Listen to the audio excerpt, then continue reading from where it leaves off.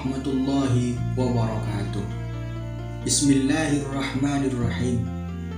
Salah satu perbuatan yang tercela dan tidak disukai oleh masyarakat luas adalah mencuri.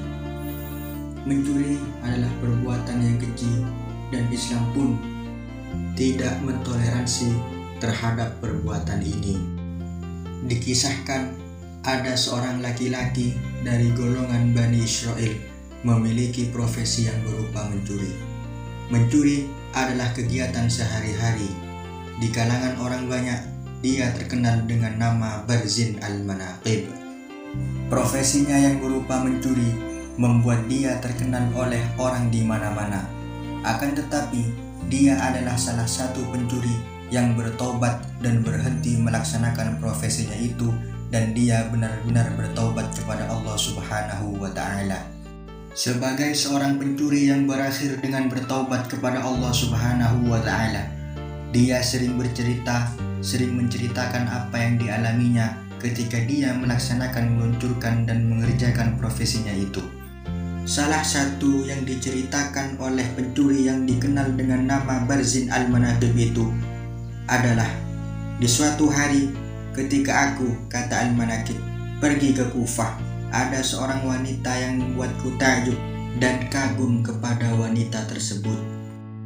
Ketika waktu sahur tiba, aku bergegas menyiapkan diri dan lengkap dengan pedang yang aku bawa untuk melaksanakan apa yang menjadi profesiku.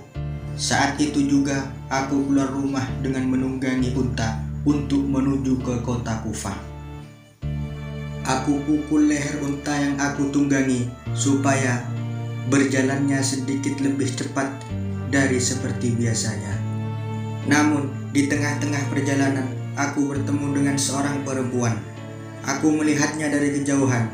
Dikarenakan rasa penasaranku kepada perempuan tersebut, aku mengejarnya dan terus berjalan ke arahnya. Tak lama kemudian aku sampai kepada perempuan tersebut. Lalu aku turun dari unta yang aku tunggangi dan menuju kepada perempuan itu. Entah karena faktor apa, ketika aku berhadapan dengannya, dia membuatku tak mampu dan tak berdaya ketika aku terus-menerus berada di hadapannya. Ketika hawa nafsuku menguasai diriku, membuatku tidak terkontrol tentang apa yang aku perbuat terhadap dirinya. Namun untung saja wanita itu memberontak dan menolak untuk terjerumus ke jalan yang diharamkan oleh Allah Subhanahu wa Ta'ala. Karena dia terus menolak dan memberontak, membuatku marah hingga aku menghunus pedangku dan aku pukul ke belakang kepala wanita itu. Lalu aku pergi meninggalkannya.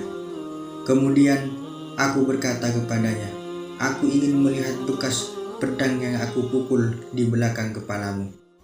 Namun ketika aku kembali ke tempat di mana keberadaan untaku, aku heran karena unta yang kumiliki terlempar dan kepalanya bukan berada di tempat semula waktu aku meninggalkannya.